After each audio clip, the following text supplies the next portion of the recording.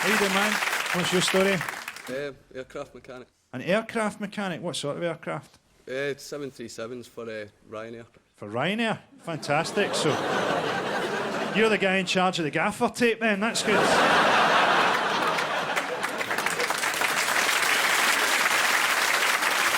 How you doing, little fella? Hello. You've got a beautiful young lady. How you doing, man? What's your story? Don't have one.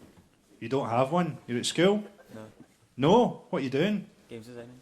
Games designing? How old are you? 18. 18 and you're a games designer?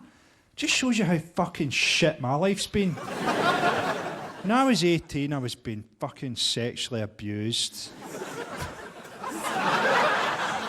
Imagine that was true and I just came out with it here and we just forgot about the sketches and it all just became a confessional thing and then someone else went, yeah, me too, Frankie. And someone else went, yeah, me too, and then everybody was going, I was sexually abused, and then I had to go, I was lying. A lot of my stuff gets cut out on TV, if I'm honest. We did a round in Mock the Week one time. It was things you wouldn't hear on The Apprentice. And I went, this is the first time ever I've not been able to separate our two finalists. Margaret, Nick, hold my legs up. It's a rim-off. Did around one time things you would say that would change the atmosphere at a dinner party. And I said, if we're all here, who's looking after Madeline? They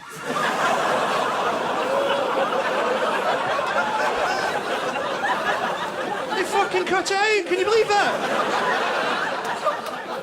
At first I thought, no, they're saving that bit for the Christmas special. There's a bit in the Christmas special they didn't show either, right? So it was things you wouldn't hear at Christmas. And I went, it's not rape. Look, there's mistletoe.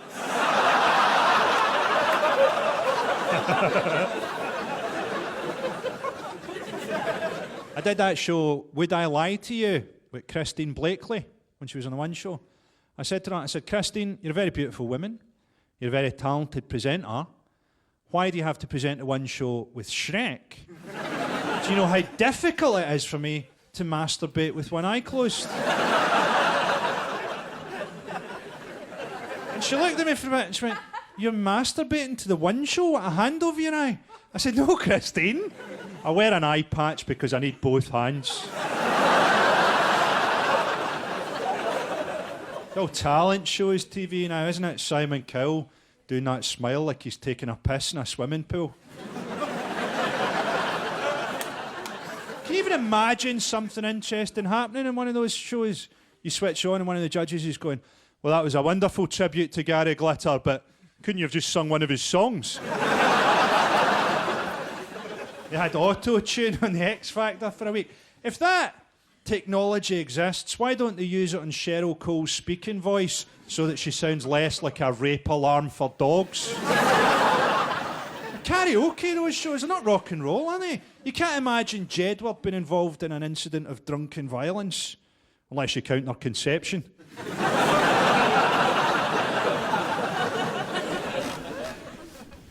Tossing and turning. Struggling to get to sleep.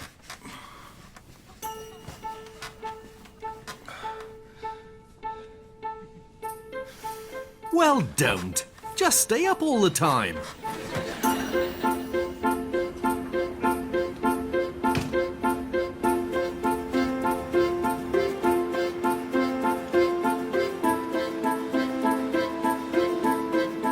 Get to use other people's gardens.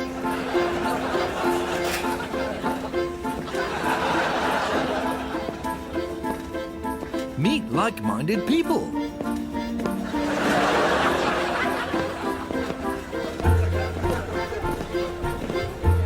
Bring hot snacks to local night walkers. And become suspect number one in any subsequent murder investigation. Run a phone in from your car. I'm just saying, all these new build houses. New, yeah? New World Order. Bilderberg Group. You get me? You're right. You are our caller of the week, and you have won Hey, a thigh master! Staying up means you can have meaningful conversations with people who have time to listen. Without nothing, there'd be no something. So without not being, we could never really be. Are you asking me out? Sure? Yeah. Yeah. Yes, I am. Aye. Abandoning sleep forever will allow you to dress up as a snowman and take young boys on a magical adventure.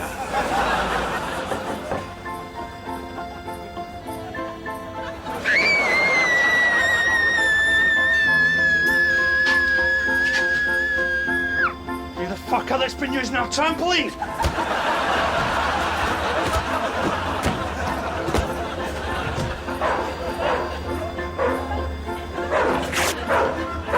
And with the petrol points you save and the money you make from selling your bed, you can travel the world.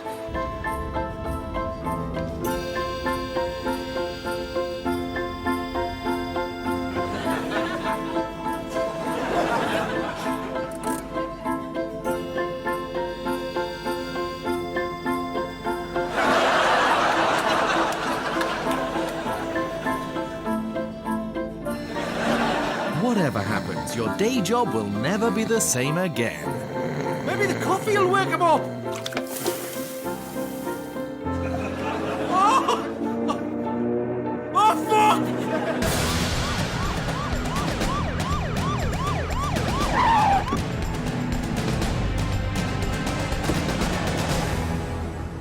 Check him for ID, man. What do we got here, big boy?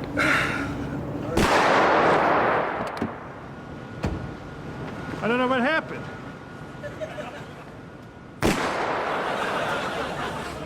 Hey, I saw one of them move. Check it out. Keep it down out there!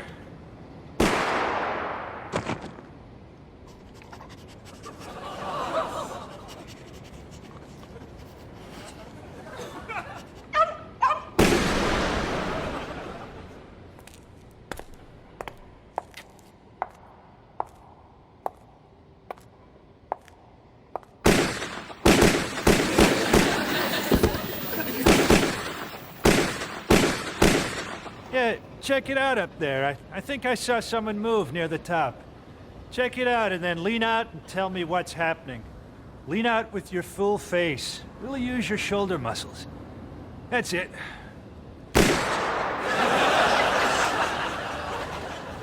After that night, I never did anything like that again. And I never really let it bother me.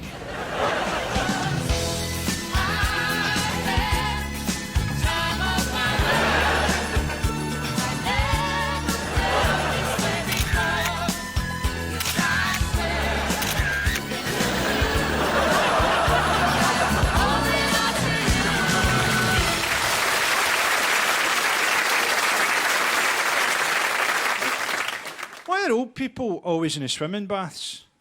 What are they doing in there bobbing about like fucking jellyfish? Get to fuck! Why are they always reading puzzle books? Surely by the time you get into your 70s, there's enough shit that puzzles you. Like forking out a fiver. Try and Sky Plus something, see how that works out, you cunt. Have you seen that psychiatrist who's put microchips into old people with dementia? So if they get lost, you can track them down with your sat-nav. There you are, Granny, trapped under the wheel arch. We found you. I think you should just do what we did with my granddad, put him on a retractable leash. Sounds harsh, but he never got lost, never fell over, never had dementia. My granddad's one of those people that can make you laugh just reading the telephone directory. He's a spastic.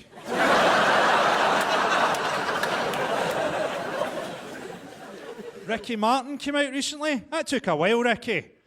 He was so deep in the closet he was bumming Mr. Tumnus in Narnia. I hate homophobia. It doesn't even make sense. Gay people are a lot cooler than straight people. You never see a gay guy on the golf course. Well, not during the daytime. Hi, I'm Ian McCulloch from Echo and the Bunnymen. And I present a sort of Twilight Zone show of little moral fables. It's called Within the Centaur's Eye. This is a tale I was going to call Rich Man, Poor Man, but I changed it to the story of the incredibly horrible thing that happened to Alexander Hillman. Then I changed my mind and I changed it back again. It's still not quite right. Here's tonight's tale from Within the Centaur's Eye. Come in my eye. Everyone else is wandering about with everything they want. Clothes, cars, phones, happiness. This guy outside's got a bus. Well, he's a bus driver. I don't even have a girlfriend. I'm your girlfriend. You're just someone I watch TV with. We don't even have a TV. You are an asshole. Shit. No, I don't even have her. She was nothing. And I've got less than nothing. As Alexander Hillman found out that he had less than nothing, he was also about to find out I'd give anything just to have something. that it does not take much to wake the devil. Pleasure to meet you. I'm no flim-flam artist, Mr. Nelson. I'm a businessman. I don't seek to bamboozle you. I seek to make a deal. Now, can I help you? Well, that rather depends on what you want and, of course, what you can give. Now, what is it that you want? Is it goods? Yes. Televisions and tumble dryers and televisions? Yes. Is that what you want? Everybody else's lives just seems so full, and mine, it's just not how I imagined it would be. How would you imagine it to be? Better? Well, then I wouldn't be any kind of man at all if I didn't help you. There is a little outlay on your part. Your pinky fingers. You might as well. Shaka.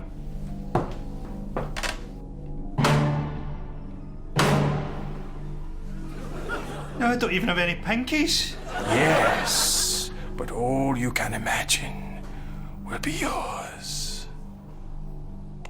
He doesn't even like pinkies. The darkness consumed him, but it was not death. It was a sweet, sweet slumber from which he awoke with an abounding vitality and found that his nothing had become something, and it was everything he thought it could be. For Alexander Hillman, the world was at last just as he imagined.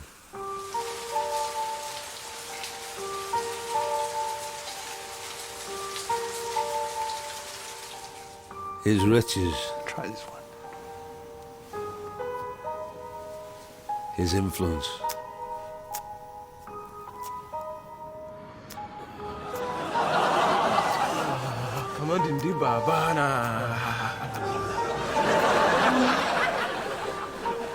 an extraordinary life.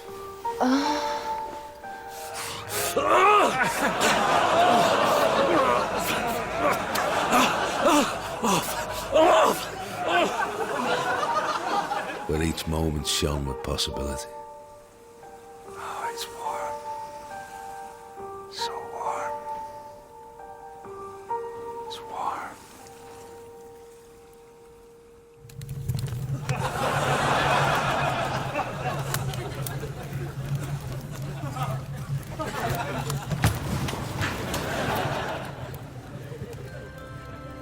The moral? Perhaps we should all be more careful about what deals we make. Maybe if you find a time during the outbreak, you could phone the police. Bring on the dancing horses, wherever they may roam. Bring on the dancing horses, wherever they may roam. Bring on the dancing horses.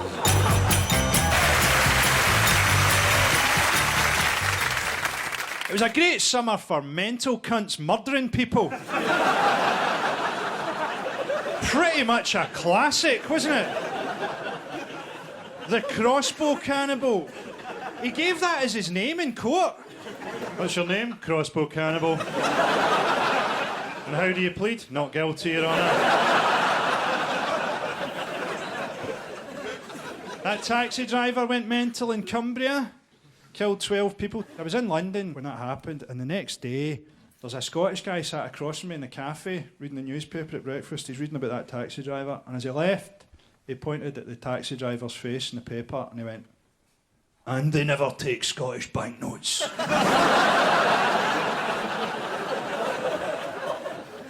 Get some sense of perspective, man.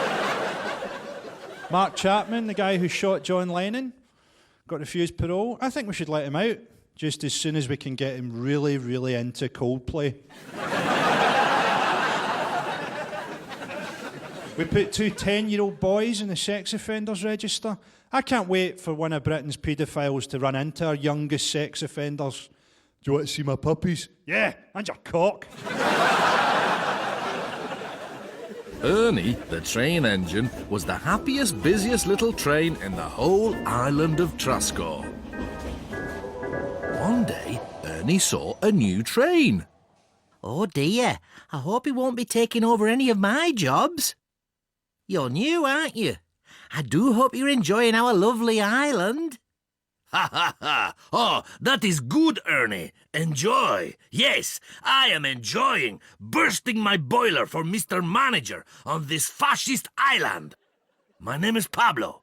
Shag on. Ernie went on his way and wasn't entirely happy when Pablo parked beside him in the engine shed that night. Hey, Ernie, enjoying the mind-numbing entertainment Mr. Manager offers you? Oh, hello, Pablo. That's usually where Mary parks. I don't think you'll be seeing Mary tonight, Ernie.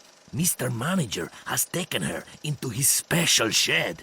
He breaks all the female trains in there. Tonight, I saw into his special shed. Ooh, I'm glad I put a spring in that bumper. It really adds something. Right, you two, let's it up.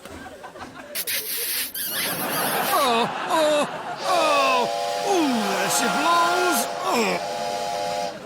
The next day, Ernie and Pablo saw Mary coming out of the train shed. Oh dear, there must be a lot of pigeons in that shed. That isn't pigeons, Ernie. That is Mr. Manager. He's shitting on them.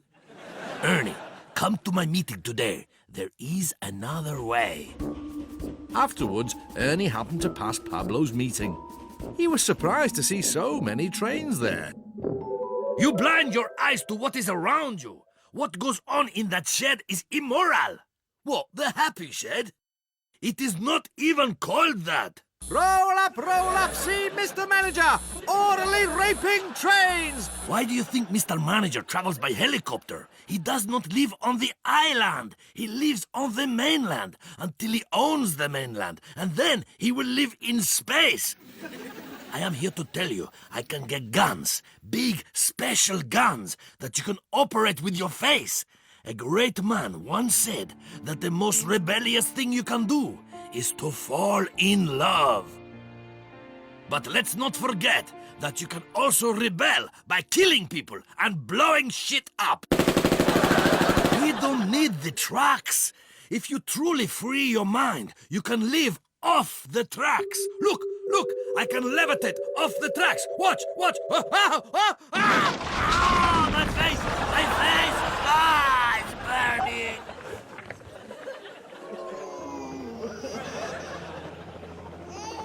Don't worry, there's a perfectly simple way to repair all this.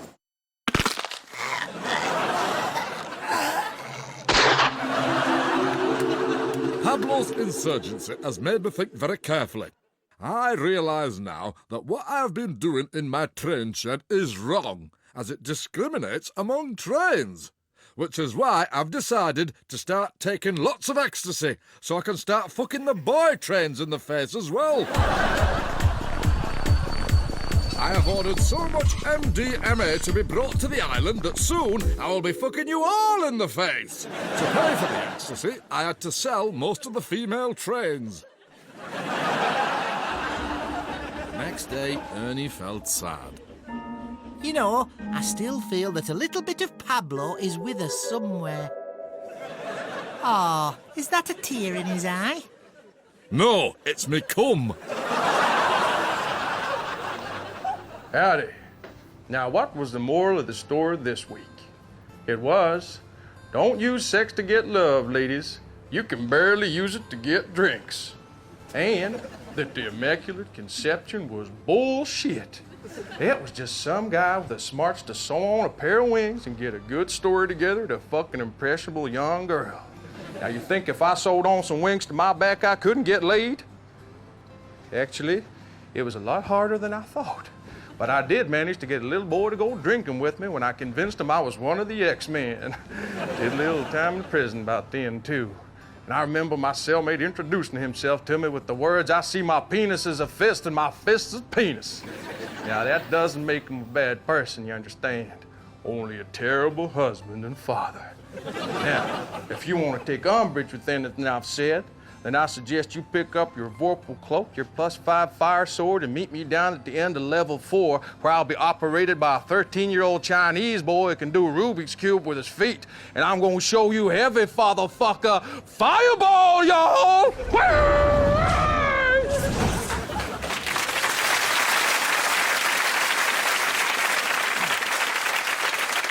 The world's oldest dog just turned 21. It's a dachshund, but it can't see, hear, or walk. That's not actually a dog, is it? That's a draft excluder that shits itself. Do you see that fertility clinic that raffled a human egg? Raffled a human egg. Surely life is hard enough growing up and finding out that you're adopted. Without growing up to find out your first prize in a raffle and your brother and sister are a box of dairy milk and a fucking goldfish.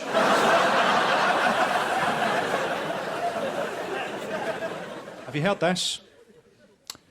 There are certain types of cancer that women are more likely to get if they give blowjobs. And they're more likely to get those types of cancer the more different cocks they suck.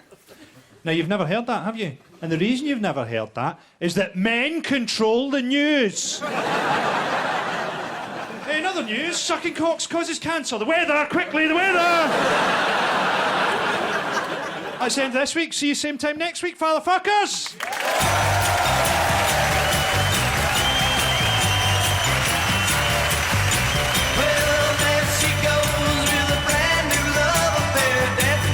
This coming Thursday night from 10 o'clock, Channel 4, Jimmy Carr and an 8 out of 10 Cats Christmas, very, very special. Tomorrow night from 10, Chris Moyles gets festive. Pamela Anderson, Kelly Osbourne and Paddy McGuinness up the Christmas cheer. Tonight, power struggles in the family.